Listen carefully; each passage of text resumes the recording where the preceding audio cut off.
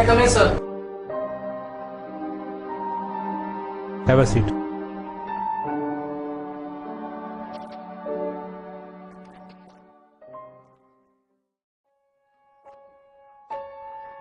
Science. Science, science, science. Science requires proof. As this is my first class with you, I will explain it my way.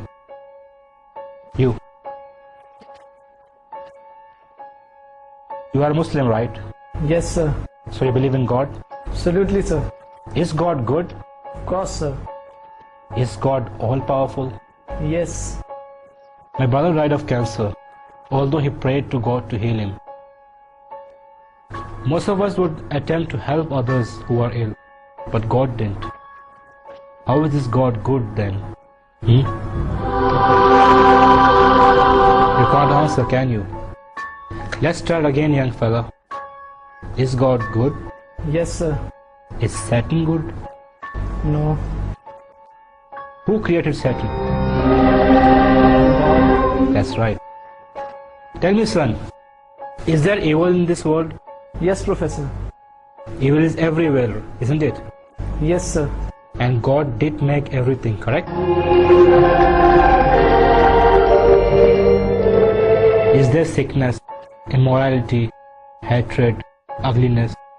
All these terrible things exist in this world, don't they? Yes, Professor. So who created them? Science says you have 5 senses you use to identify and observe the world around you. Tell me, son, have you ever seen God? No, Professor. Tell us if you have ever heard your God. No, Professor. Have you ever felt your God, tasted your God, smelt your God? Have you ever had any sensory perception of God for that matter? No, I'm afraid I haven't. Yet you still believe in Him. Yes, Professor. According to empirical, stable, demonstrable protocol, science says your God doesn't exist. What do you say to that, my son? Nothing. I only have my faith. Yes, faith. And that is the problem which science has. Professor, is there such a thing as heat? Yes. And is there such a thing as cold? What kind of question is this? We all know there is cold. No, sir, there isn't. You can have lots of heat, superheat, mega heat, white heat, little heat or no heat, but we don't have anything as cold. We can hit 458 degrees below zero, which is no heat, but we can't go any further after that. There is no such thing as cold. Cold is only a word we use to describe the absence of heat. We cannot measure cold. Heat is energy. Cold is not the opposite of heat, sir, just the absence of it. What about darkness, Professor? Is there such a thing as darkness? Yes, what is night if there isn't darkness? You're wrong again, sir. Darkness is the absence of something. You can have low light, normal light, bright light, flashing light. But if you have no light constantly, you have nothing. And it's called darkness, Professor. In reality, there is no such thing as darkness. If it is, you would be able to make darkness more darker, wouldn't you? So what's the point you're trying to make, young man? Sir, my point is your philosophical premise is flawed. Flawed? Can you explain how?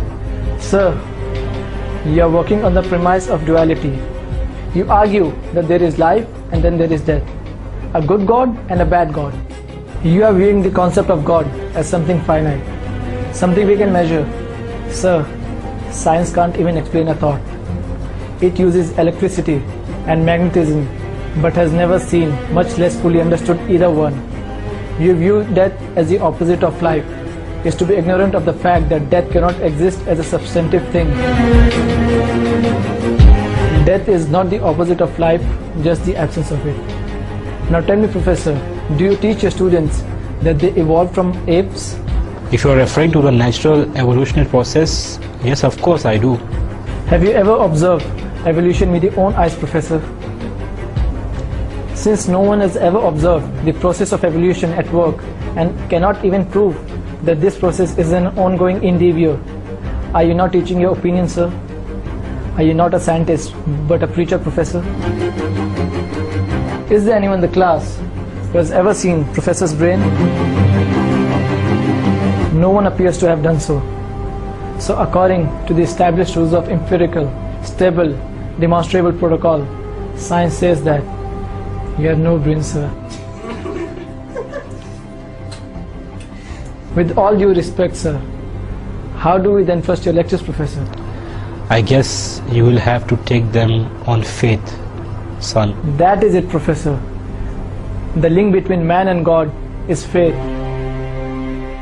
Professor, it is not necessary to see something to believe in it. Sir, have you seen your 10th grandfather? No. So then how can you prove that he existed?